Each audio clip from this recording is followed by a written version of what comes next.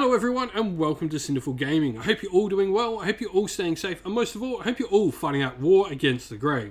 Today's video, we're going to talk Stark Lake and Kings of War Ambush, a new way to play Kings of War that came out in the latest Kings of War compendium. This is focusing on smaller style games, helping get new people into the game system easier.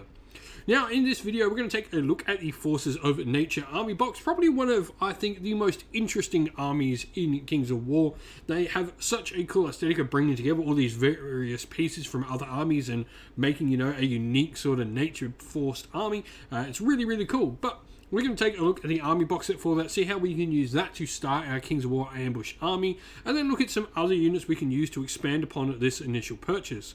We'll then finish off the video with a little sample 750 point army list for you to use as some inspiration for starting your own Kings of War Ambush army using the Forces of Nature. And so, to start off with, we get 20 Salamander Primes in this unit. These are the Saurian warriors you see in the box set here, and they can be a couple of different ways. So, first of all, they're a heavy infantry unit. They've got melee 4+, defense 5+. They've got 10 attacks as a troop or 12 as a regiment.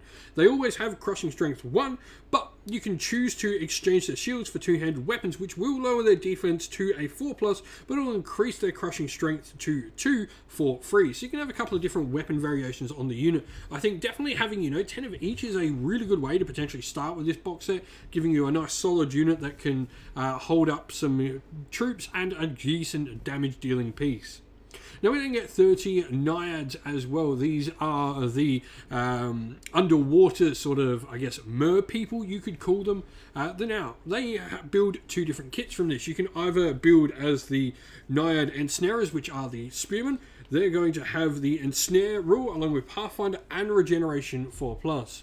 Ensnare is going to give them the ability to melee attacks against the target unit's front suffer an additional -1 to hit, so really good for holding up enemy units. Pathfinder is going to allow them to get some extra moves, and Regeneration is, just really solid. This is going to allow the units to just keep on coming back. Now, we then can also build Naiad Heart Pieces, which are an archer variation for the Naiads. They have Regeneration 4+, and they have their harpoon guns available to them for an 18-inch range, piercing 1, steady aim. Now, both these units can take a cool army special upgrade for the Forces of Nature called a Frenzied Otter. That's right, they get a little otter that's going crazy around them. This allows you to, once per game when the unit rolls to damage in melee, you can choose to reroll up to 3 dice, then that score a natural unmodified 1, and the unit's Frenzied Otter is then destroyed. So it's a 1 per game, 3 rerolls. Pretty solid little upgrade for 5 points on a lot of different units in the army. We then get a heavy or a large infantry unit of Forest Shamblers. These are the sort of weird tree walking people you see. They've got crushing strength 1, Pathfinder, Scout, and Shambling, but they have a defense of 5+, which is really nice, and 9 attacks in a regiment, which I think is super solid.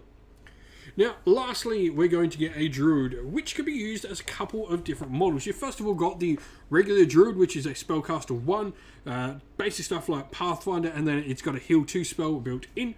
Or you could go for something like the Glade Walker Druid as well, which has a Spellcaster 2 and Heal 4+ boosted in, and while it's within 6 inches of any other friendly core elemental units, you can reroll all to hit rolls of a natural unmodified 1 with Fireball, Blizzard, Heal, Hex, and Surge spells. So you've got a couple of different options. The difference in points is quite significant, from 65 for the base Druid to 90 for the Glade Walker Druid. Now, looking at where to go next for the Forces of Nature, and I think Centaurs are a really interesting ring. First of all, they're going to bring another aesthetic to the army, which I think is something that is really, sort of central to playing this army, is that you like the idea of all these different myriad things coming together to be the army of the Forces of Nature. Centaurs come into different varieties. You can either have them as Centaur Brace Riders, which are a sort of light, heavy cavalry mix. They will have Crushing Strength 1, Pathfinder, and Thunderous Charge, but only a defense of 4+. Melee 3+ though, with 6 attacks as a troop or 12 as a regiment. They can also take Frenzied Otters as well. Now, you've also got the Centaur Braid Hunters, which are a shooting unit available to you. They've got Nimble, which is really cool on a shooting cavalry unit. Thunderous Charge 1 still, which is still really nice. The fact you keep Thunderous Charge on the shooting cavalry is pretty cool. Pathfinder there, short bows with 18-inch and steady aim, and the ability to take that Frenzied Otter as well. Now, we then talk about, I guess, the heavy infantry elementals, and these come in 4 different varieties for fire, water, air, and earth. Now, they all have a variety of different rules available to them. Most of them will have a melee of 4+, though the airs have a 3+, and then most will have a defense of 5 for the fire and water. The earth will have a 6, but the air will have a 4. So the air, a little bit better in melee, but worse in defense. And then speed is pretty varying from 10 on the air elementals to 6 on the fire, 7 on the water, and 5 on the earth. So they're all varying in speed. They're all, slightly different. For me, it's really down to where these special rules land. So for the air elementals, you've got Fly, Nimble, Pathfinder, and Shambling. For the earth, you will have Brutal, Crushing, Strength, so much more sort of grindy there than the fast-moving air elementals.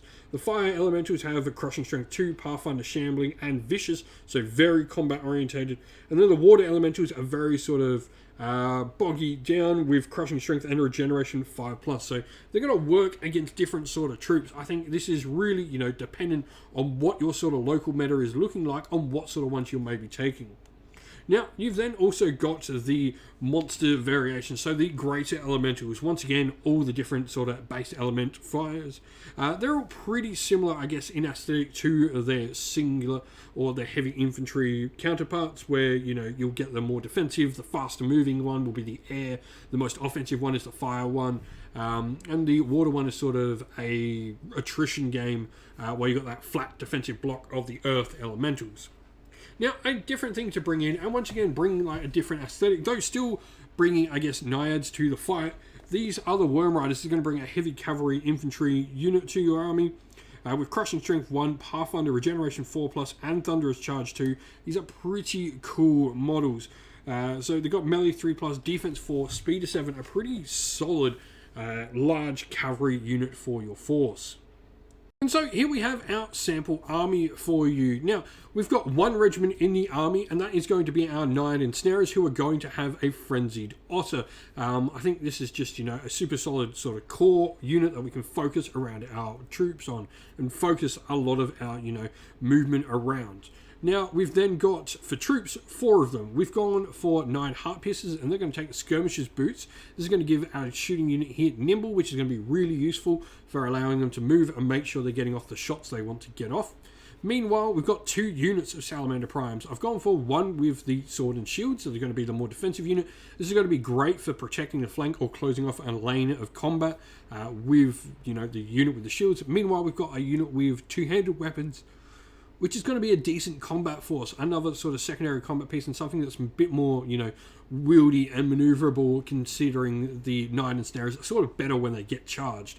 Now, Centaur Brave Hunters are the unit we've chosen to add into this force. I think they're a really interesting unit and work well alongside the Naiad Heart Pieces. This gives us the option to play 2 different units on either flank and have a maneuverable shooting unit to harry our opponent's forces on the flanks. Lastly, we have the Forest Shamblers. They're going to be another good, solid combat unit that we can use to sort of work on the flanks and of the Naiad Ensnarers. So we can have the Naiad Ensnarers at our core, our flanks covered by Shamblers and the Salamander Prime with sword and board. Meanwhile, we've got that Salamander Prime unit with 2 hand weapons as an optional combat unit where we need it. Now, lastly, we have a Druid who's gone for Surge as the spell they've taken. This will give them Heal 2, Surge 4 as it spells a good, solid couple of spells for you to play with for your Druid. Now, 750 points on the nose, 5 regiments and troops gives us the option for 5 unlocks, so we've only used 1 of them with the Druid. This is pretty cool because it requires only the box set and a box of Centaurs. Pretty good, easy way to get straight into the Forces of Nature. If you've been playing with the Forces of Nature in Kings of War, let us know how you've been going, what your favourite units are, what drew you to the army. Tell someone down in the comments below why they should be playing this army. And so that is the end of the video. We hope you all enjoyed it. If you did, please don't forget to leave a like and subscribe to the channel. If you haven't already, come and join our Discord and join in the conversation there. We chat all things wargaming and other things besides as well. If you'd like to do that, you can come join via the descriptions linked to the server. Now, also linked down in the video's description is the best ways to support the channel via Patreon or YouTube members, or indeed grabbing some merch from our merch stores on either Teespring or on Ko-fi. As a special thank you to everyone who does support the channel on Patreon and YouTube members, we'd like to give you all a shout out. So thank you to our Patreons: Christian Weir, Soren, Kenny Lowe, Alder and Shot First, Andrew Bowen, Nathan Fee, The Rising 8, Q Dynamic, Anthony B, JJ Austrian, Average Wargamer, Domir, Mark Harvey, James Cater, Bloobs, Benjamin Swallows, Red Martin, Aaron DeHaven, Kevin Bowman, and Iron Grinch. And a special thank you to our YouTube members: Green Roots Gaming, Ronya, Lock Lorick, The Johnny84, David Ellsworth, Wolfric Nick, Broken Chef, Ariana Edwards, Revenar, Pink Nico Fire, Robin Mankiller, Monty's Tabletop Terrain, John Castle, Davis Weir, and James South. Lastly, a special thank you to Lady Witchfox Art, who does all the amazing artwork for the channel as well. Couldn't do this without you. Thank you all to everyone for watching once again. Don't forget to like and subscribe and drop a comment down below. Stay safe, stay well, and most of all, keep fighting that war against the Grey. Ciao for now.